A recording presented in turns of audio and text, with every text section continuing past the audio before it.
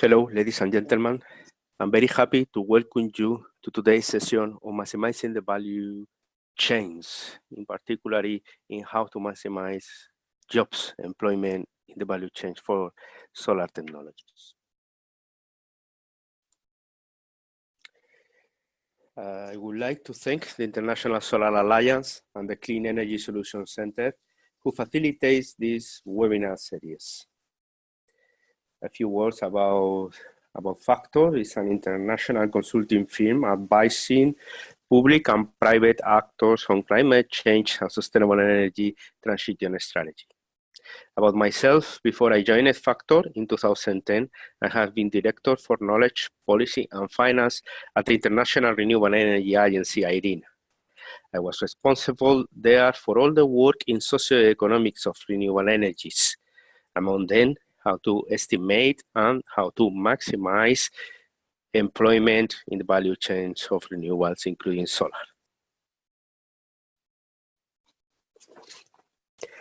The lecture of today on maximizing the value chain of solar is part of the module 6 on socioeconomic aspects of solar.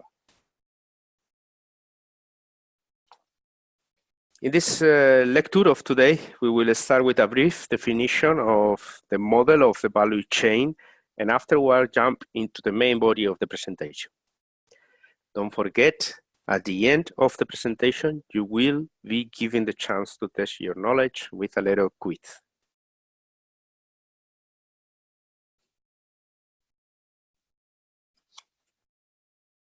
The learning objective which this module aims to provide can be divided into 3 parts. First, we will see a brief overview of employment in the solar sector.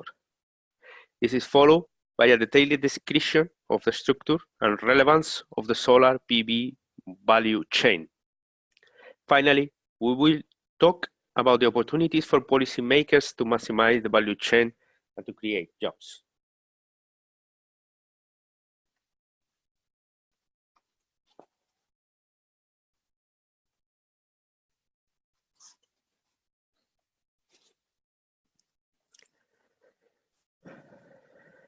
On the model for the value chains, I would like to give you an overview of the concept.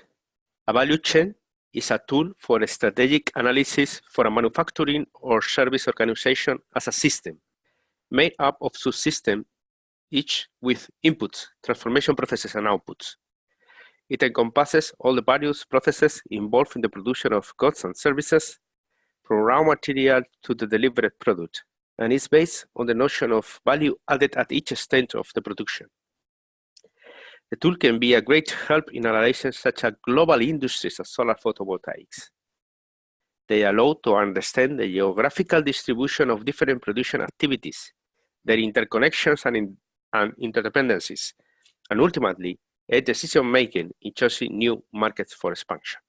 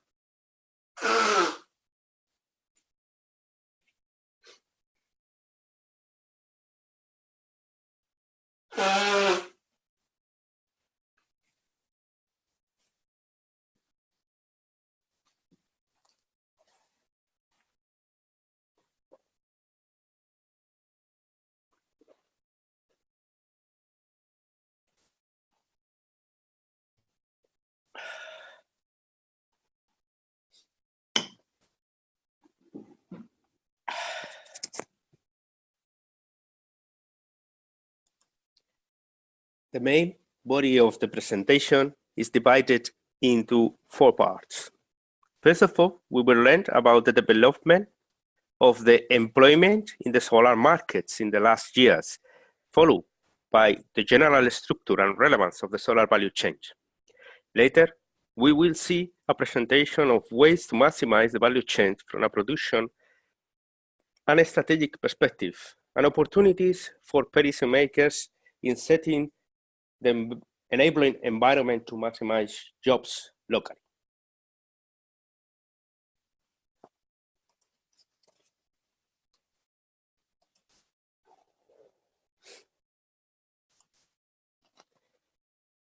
As you can see in the slide, as per the International Renewable Energy Agency, IRENA, renewable energies offered 10.3 million direct and indirect jobs at the end of 2017.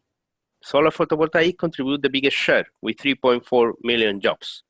Solar, heating and cooling, and concentrated solar power are relatively small in comparison, with 800,000 and 34,000 jobs respectively.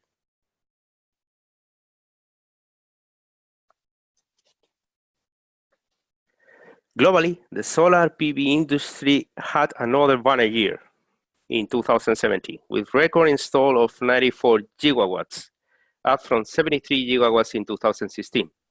Significant new job creation. China, India, the United States, and Japan were the most important markets, followed by Turkey, Germany, Australia, and the Republic of Korea. Employment increased by 8.7% to approach 3.37 million jobs in 2017. A key feature of the solar PV landscape is the jobs remaining highly concentrated in a small number of countries.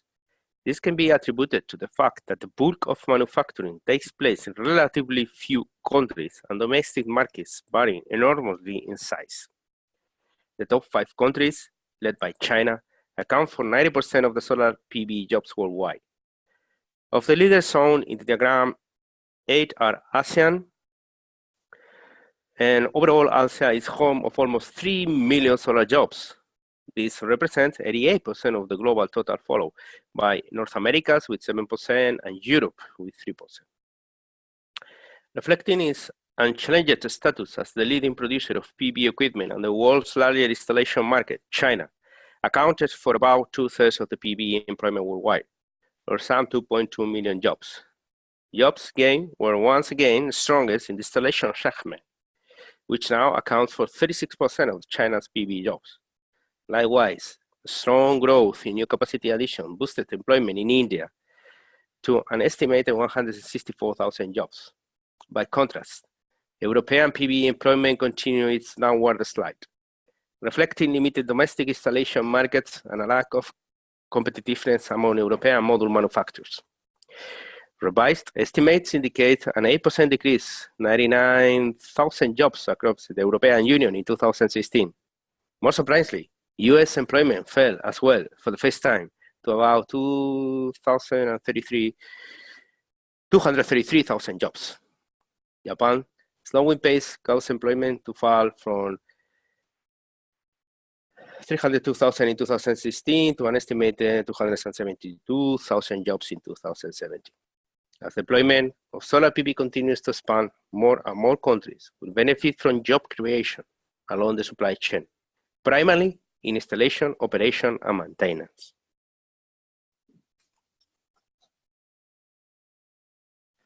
The available information for 2017 shows a decline in major solar heating and cooling markets, including China, Brazil, and India. Experts estimate that global employment in the sector stood at 800,000 jobs in 2017, a 2.6 decrease from the previous estimate. The estimate for China suggests that employment declined from the previous year. The country has long been the clear leader in deployment of solar heating and cooling, and still accounts for 83% of the total jobs in the sector. The top 5 countries accounting for 94% of all jobs. Of the top 10, 4 countries are from Asia, and another 4 countries are from Europe.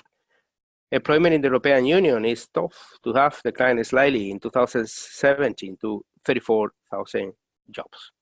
The Brazilian market declined as well for the second year in a row by 3% in 2017.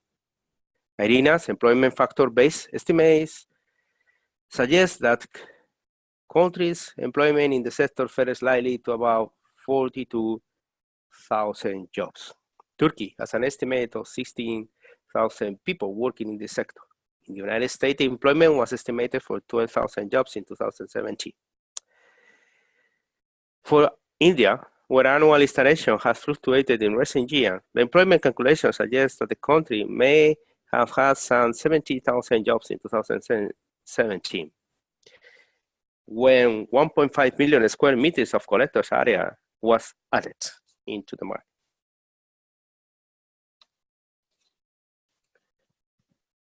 As in past years, China continued to have the largest number of people employed in renewable energies, accounting for 43% of the world total.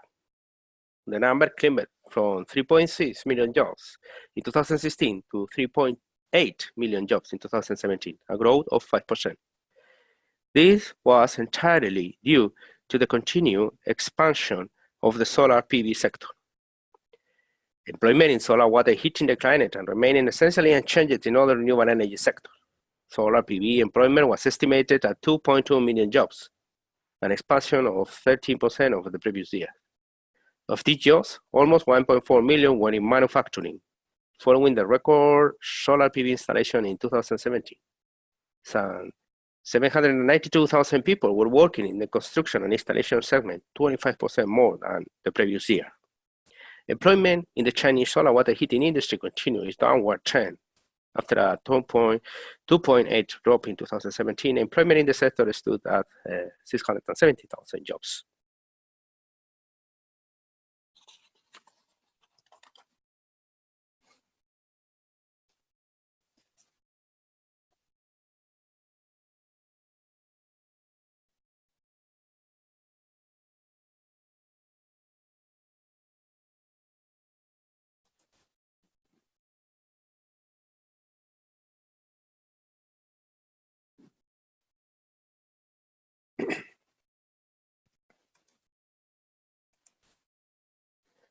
The United States experienced its first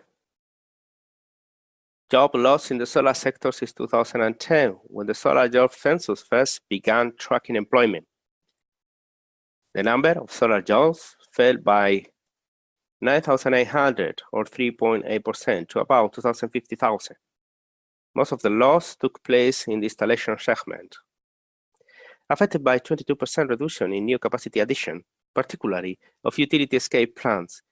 The contrasts between 2016 and 2017 is sick by the fact that installation in 2016 were driven higher by expectation that a 30% federal investment tax credit might expire.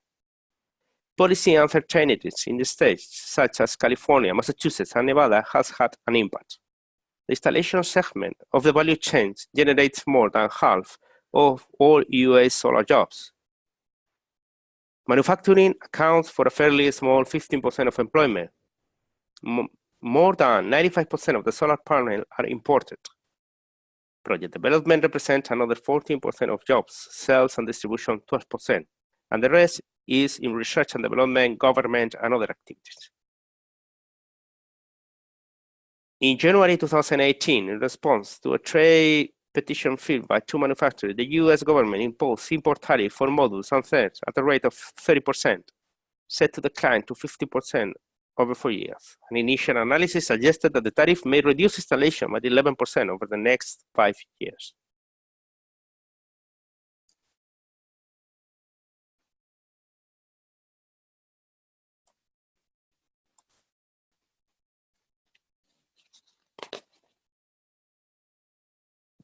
In India, new solar installation reached a record of 9.6 gigawatts in 2017, effectively doubling the total installed base of the technology in the country. Employment in solar PV increased by 36% to reach 164,000 jobs, of which 92,000 were in on-grid application. IRENA estimates that the construction and installation segment of the value chain accounts for 46% of these jobs, with operation and maintenance and manufacturing representing 35% and 19% respectively.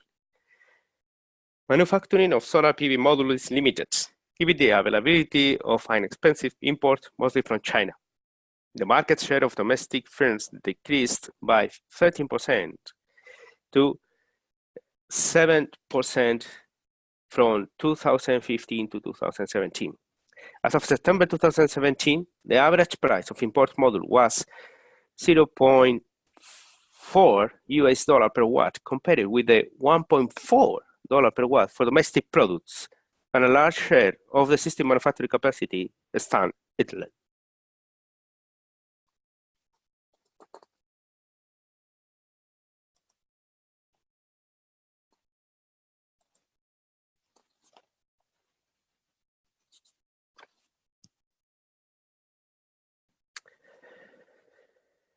Since solar PV has the largest market share regarding solar jobs, we will also focus this sector in the following slides of the solar value chain. The value chain in photovoltaic is considerably complex and involves all the different processes required to create a utility-scale PV solar system. However, the real journey starts once the solar cells and module has been produced. The manufacturing process captures only the upstream part of the value chain, while most of the activities happen in the downstream part. It involves the project planning, implementation, and use phases, including the commission.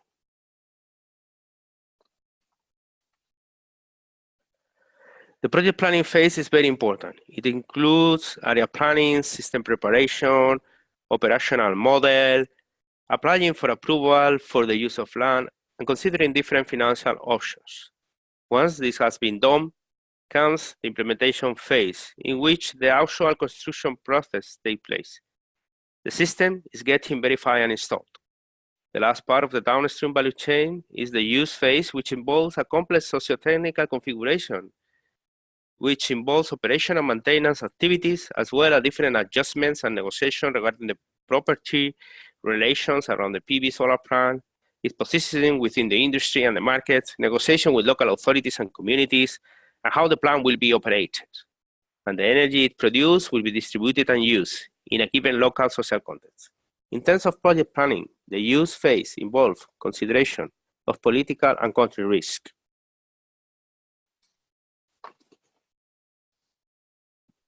Similarly to any other industry, the photovoltaics value chain can be broken down into several specific types of organizations, suppliers, operators, consulting firms, that actually operate the various processes involved in the value chain. First, there is a whole series of products that are required to build a PV solar system.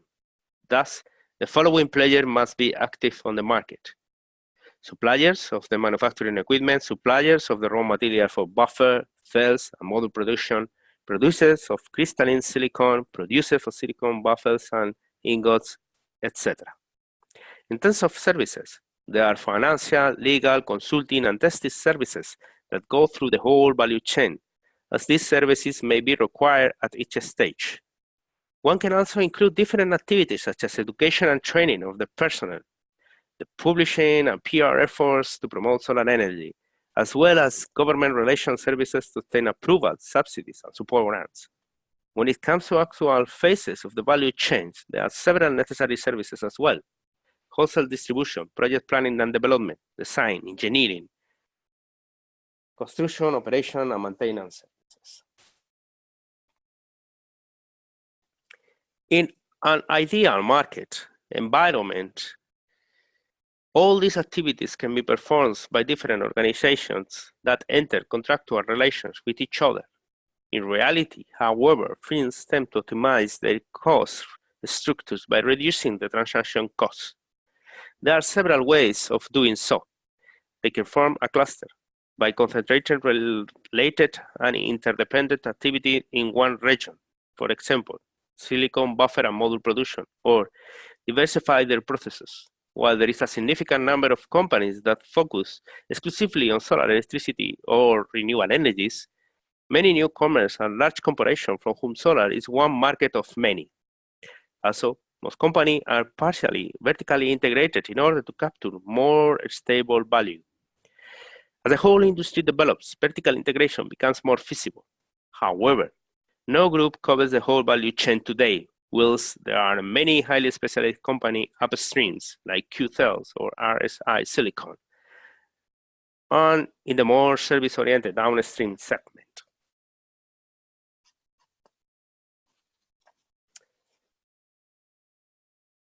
third part of the main body of the presentation.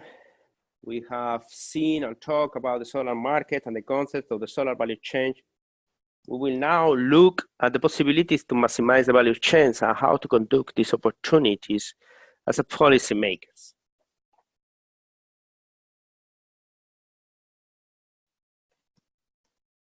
First of all, we will consider the possibility to increase the value from a production perspective. One possibility to do this is technology differentiation. To avoid having to compete just on price, firms must offer a product that is technologically different. Whilst there are many distinguishing features, the one number to beat is efficiency, as measured in dollars per kilowatt, followed closely by the module efficiency measured in kilowatts per square meter. This is so important because a 1% point efficient increase in the cell results in an additional energy yield of 6%. In addition, it brings down requirements for area and electrical components. Also, technology strategy is possible to maximize value. The technologies that are installed today may not be the technologies of tomorrow. For instance, with the sharp drop in polysilicon prices, some of the thin film technologies no longer look as appealing as they did a year ago. As a mitigation strategy, we will expect alternative technologies to be present in any company's product portfolio. Another possibility is to increase product quality and certification, and this will help to gain value too. The presence of module certification from independent bodies such as TÜV is no longer a distinguishing feature. It is in fact a quasi-license to operate. Another possibility is production capability as an important factor. It is essential that production can be scaled up to significant levels. For a new technologies like new thin film photovoltaic material, the capability of ramping up production very quickly is crucial. Otherwise, the new product will not make a difference. Another point, it is the cost structure. How well a company can control costs is one of the most important factors, especially in an industry that sees an ever-growing number of new entrants. Silicon manufacturers with access to cheap energy, for instance, have a distinct competitive advantage, as 85% of the energy needed to build a module is used in producing silicon. Other cost advantages come from economies of scale and supply contracts at low price level. Vertical integration will also increase the value. In order to be able to capture more value and to mitigate the inherent risks of the supply chain, it is crucial to either integrate vertically or build a strong partnership with others in the value chain. Financial strength is important regarding value creation and increasing. Whilst this is fairly obvious, a strong balance sheet is required not only to weather a downturn, but also to finance growth. Finally, branding plays an important role. Success is determined by how well a company can communicate the value it creates for customers, its brand strengths, and access to distribution channels.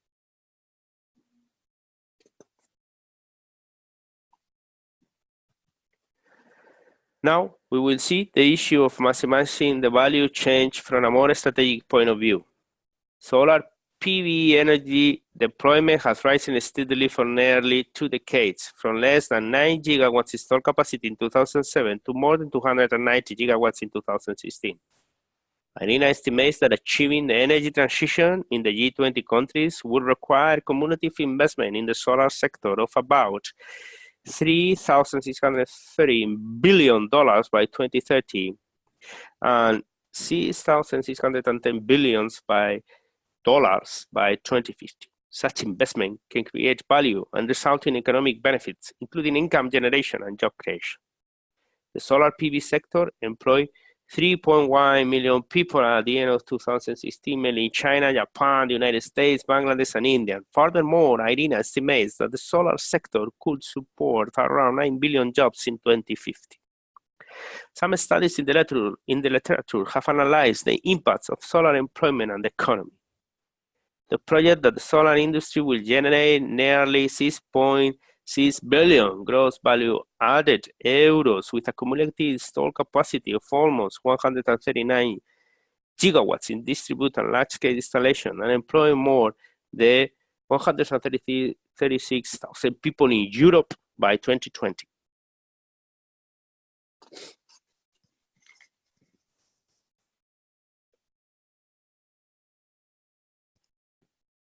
With a total at 229,000 person days needed to develop a solar PV plant of 50 megawatts, labor requirements vary across the value chain. People working on operation and maintenance are needed through the profile to all the project lifetime, and therefore represent the bulk of the labor requirements, 56% of the total. Equipment manufacturing, 22%, and installation and grid connection, 70%, also require significant labor inputs. A greater number of jobs are in the downstream segment. Downstream employment has grown over time, while upstream has remained stagnant. For example, in Japan, manufacturing jobs merely doubled from 2002 to 2011, while those in services and other segments increased by 3.5 times. Similarly, it has been estimated that for every firm in the German solar industry that manufactures a solar PV module, 6 other firms are created along the solar PV value chain. In Europe, 86% of and 83% of the impact on jobs and growth value, respectively, in 2014 was linked to downstream activities.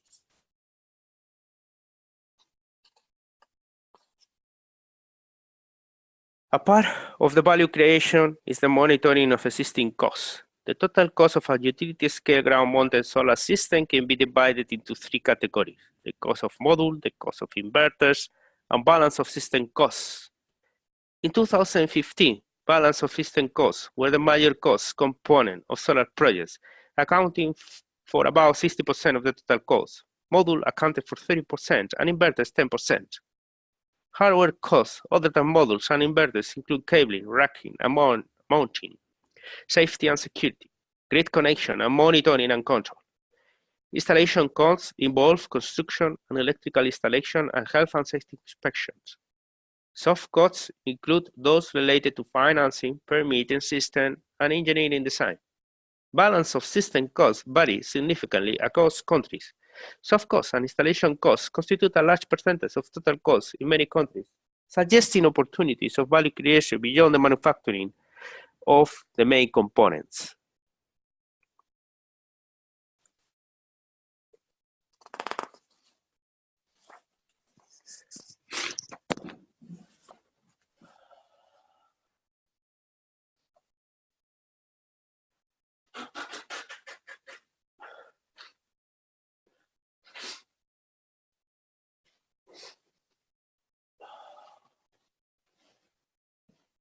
Niñas ya no quieren ser princesas,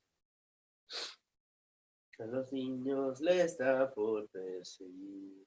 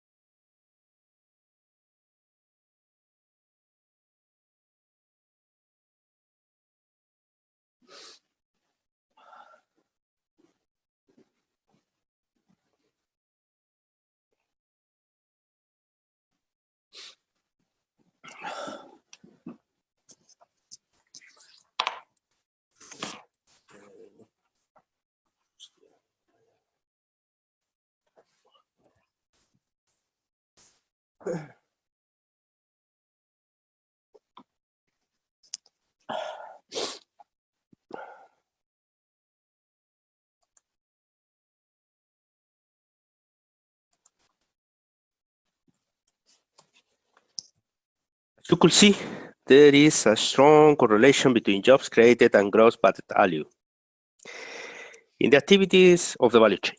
In the United States, for example, the effects on job support and gross value added of the current market condition are visible in downstream activities, where a decrease of more than 66% in the gross value added and job support is observed between 2008 and 2016. For upstream activities, the effects are of the same order of magnitude, with a decrease of 62% over the same period.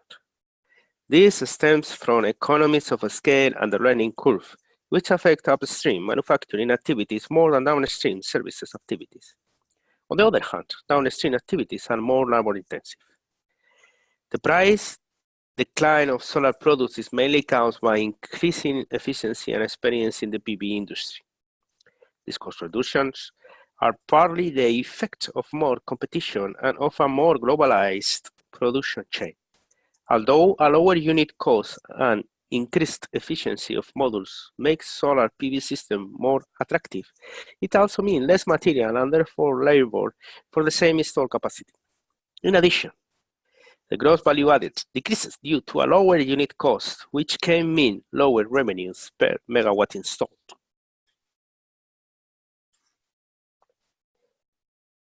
In the last part of the main body of the presentation, now we are considering the different opportunities for increasing the value creation along the value chain.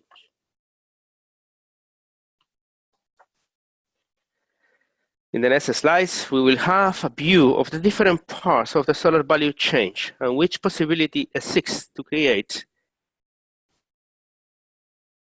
or maximize value: project planning, procurement, manufacturing, installation, grid connection, operation and maintenance, and the commissioning.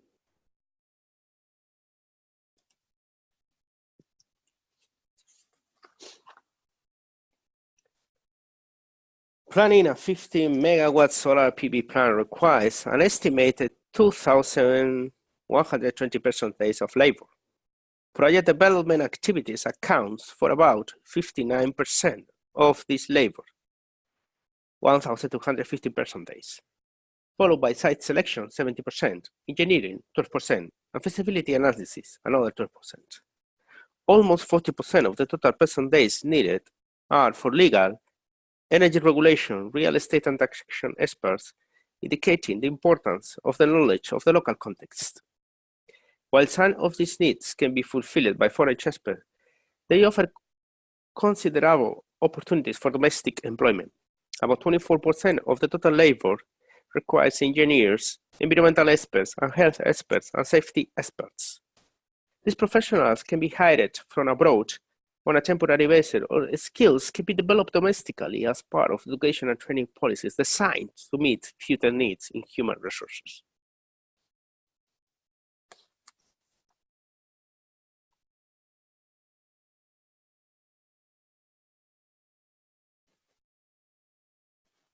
Manufacturing, the main component of 50 megawatt solar PV plant, requires 50,225 person days. The production of solar cells requires most work. Solar modules need another 21% of the total person days, followed by inverters, 70%, and solar trackers and structure, 14%. Although building a domestic manufacturing capacity for solar has the potential to increase income and employment, realizing its value creation potential requires the existence of and access to subcomponents, some highly specialized, and raw materials. Maximizing value creation from the development of a domestic PV industry relies on leveraging capacities in other industries such as glass, aluminum, silicon, and semiconductors in order to improve and provide expertise, raw materials, and intermediary products for the manufacturing of components. The raw materials needed differ according to the PV technology. Two technologies dominate the market: crystalline silicon and thin film.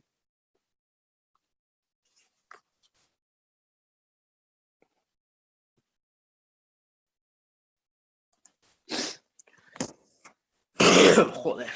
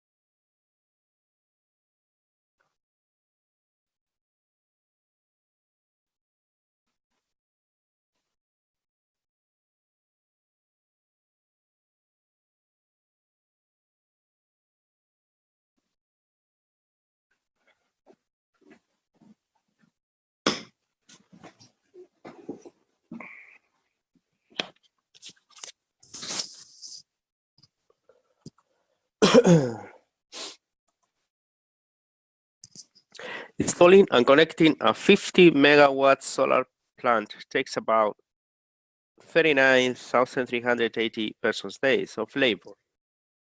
The most labor-intensive activities is site preparation and civil works, which accounts for more than half of the total. This activity is always sourced domestically, creating many opportunities for employment, especially for low to medium skilled workers. Assembling equipment accounts for 24% of the total labor needed, followed by cabling and grid connection, 16%, and commissioning site selection, 4%. The installation and grid connection phases offer good opportunities for value creation, particularly where existing resources, equipment, labor, and expertise can be leveraged. Around 90% of the person days require construction workers and technical personnel, most of whom are available domestically. The second most prevalent occupation for the phase are civil engineers and foreign persons, which account for about 6% of the total work.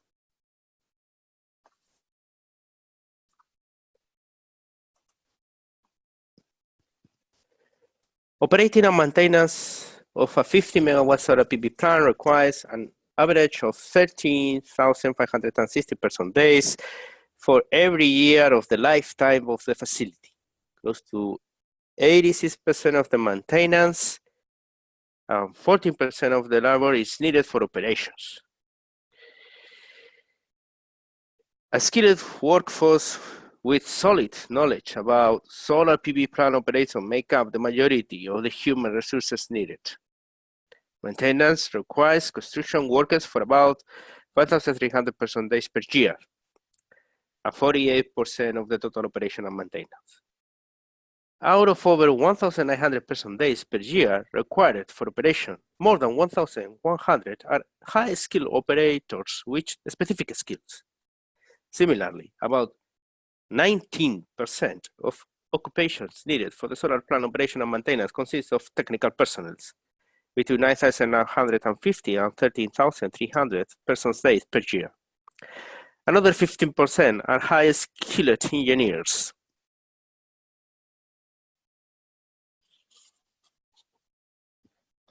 It takes about 4,150 person days to commission a 15 megawatt solar PV plant. The most labor-intensive activity is dismantling the project, which requires 3,060 person days, 60% of the total. Disposing of equipment and clearing the site requires 1,220 and 890 person days, respectively, 27 and 70% of the total. Those activities can commonly be handled locally. Technical and construction workers perform 73% of all the commission work. The second most needed occupation in this phase are truck drivers and crane operators, who account for 14% of the total work. Last but not least, as mentioned previously, developing countries are more affected by the shortage of education and training in the solar sector. One of the fastest growing markets in the solar sector is the off-grid sector, both solar home system and mini-grid.